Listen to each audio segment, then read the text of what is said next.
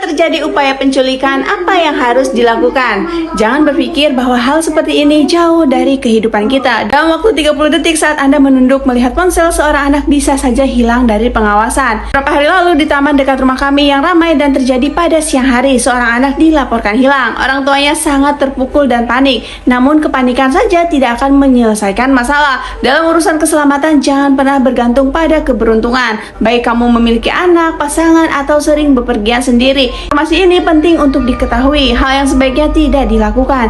Jangan bermain petak umpet dengan anak-anak di pusat perbelanjaan atau area umum yang ramai. Ketika anak tiba-tiba tidak terlihat, orang tua pasti akan merasa sangat takut dan cemas. 3 aturan penting untuk anak. Ajarkan dan latih anak secara rutin agar mereka memiliki refleks yang baik saat menghadapi bahaya. Yang pertama, menjauh dari orang asing. Jika ada orang asing yang mendekat dengan cara mencurigakan, segera mundur beberapa langkah dan berdirilah membelakangi tembok atau benda besar. Jangan biarkan siapapun berada di belakangmu. Lalu yang kedua, bertahan jika dipegang paksa. Jika seseorang mencoba menarik, mencekram, jangan hanya menangis. Pegang erat benda di sekitar seperti tiang, pagar, atau benda kokoh lainnya. Gunakan seluruh tenaga untuk bertahan agar pelaku kesulitan membawamu pergi. Lalu yang ketiga, bertindak dengan jelas. Jangan hanya berteriak, tolong. Berteriak dengan jelas, misal saja, penculik, tolong panggil polisi. Kalimat yang jelas akan lebih menarik perhatian orang sekitar dan membuat mereka lebih cepat bertindak. Bukan hanya anak yang harus waspada, banyak perempuan yang pulang kerja sendirian atau berjalan sendirian pada malam hari. Bahaya bisa datang kapan saja.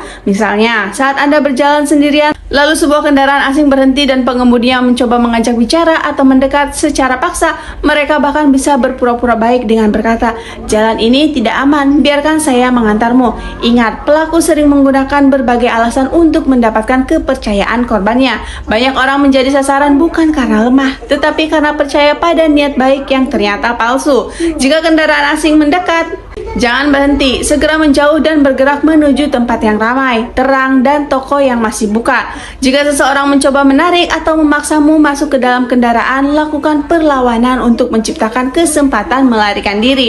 Fokuslah untuk membebaskan diri dan menarik perhatian orang sekitar. Beberapa detik saja bisa menjadi kesempatan untuk menyelamatkan diri. Setelah berhasil lepas, segera menuju kerumunan orang, masuk ke toko terdekat atau minta bantuan orang di sekitar.